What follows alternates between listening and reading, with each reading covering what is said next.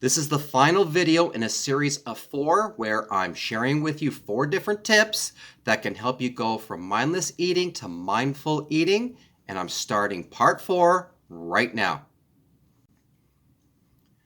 My name is Gregory Groves, and if this is your first time visiting my channel and want to learn how to deal with the emotional issues associated with weight loss, food addiction, binge eating, emotional eating, stress eating, subscribe now and hit the bell notification so you never miss a thing. Thank you for joining me here for part 4 of this series where I've been sharing 4 different tips that help you go from mindless eating to mindful eating. Again, I hope you're enjoying watching them because I'm enjoying making them for you. Again, in this series of videos, I'm covering 4 tips on helping you to cultivate and use mindful eating as a tool towards your success. In the first video, I talked about the importance of rating your hunger. In the second video, I talked about truly noticing each bite. And in the third video, I talked about why you should never watch TV, use your phone, your tablet, or your computer while eating. If you missed the first 3 videos, remember to check them out only when you're done watching this one first though. So today, part 4. I will be sharing with you the final tip, and that is keep a food journal. So if you think you may be addicted to food, or if you have binge eating issues, using a food journal to track how you feel when you're craving certain foods can help you to wean off of them. So by tracking your behavior surrounding the cravings, you can better identify and in the future stop them from happening. So I will share with you now 5 things that I believe should be included in your food journal. Number 1, track everything you eat throughout the day. So this one's very straightforward. If it goes in your mouth, write it down. Number 2, record triggers.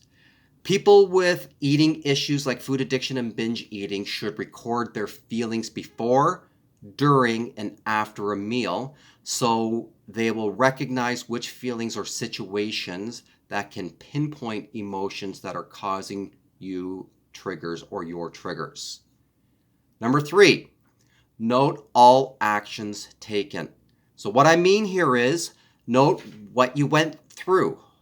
Note what went right or went wrong or anything else and what specific actions you took to deal with them. You can also note what actions you plan on taking next time you run into a specific scenario or situation.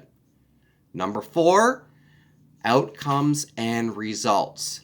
So after noting your actions, follow that up by noting all outcomes and results that occurred. And number 5, calories eaten. So again, tracking calories is not necessary or even something I'll even recommend for everybody who suffers from food addiction or binge eating issues. For some people, counting calories is crucial. Some people, it can actually be a bit of a trigger. So if tracking calories is something you are currently doing, note them in your journal. So those are the 5 tips that I wanted to share with you here today. And I will make sure to include all 5 tips in the description below so you can take a look at them after the video is over.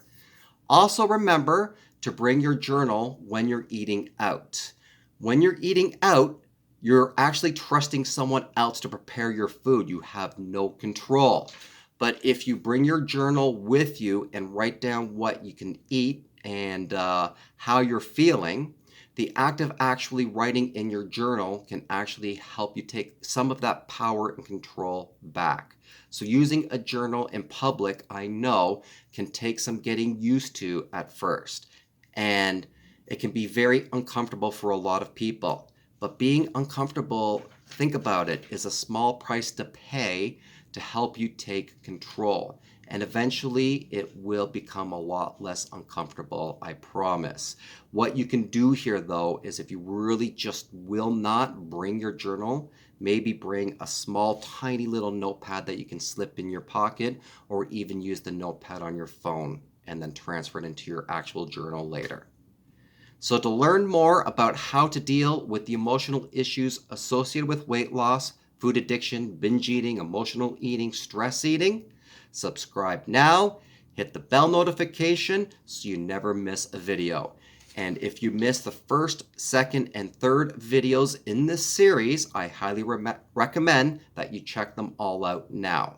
Also, please leave me a comment. Let me know how this specific tip works for you. If you've watched the past videos and you tried those tips, let me know how those work for you.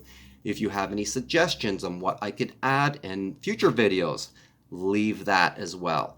And I do read all the comments. Also, I will hopefully be starting a new series of videos similar to this next week. So please keep an eye out for it. And again, thanks for watching this series. I've enjoyed bringing it to you, and I will see you all again very soon. Bye for now.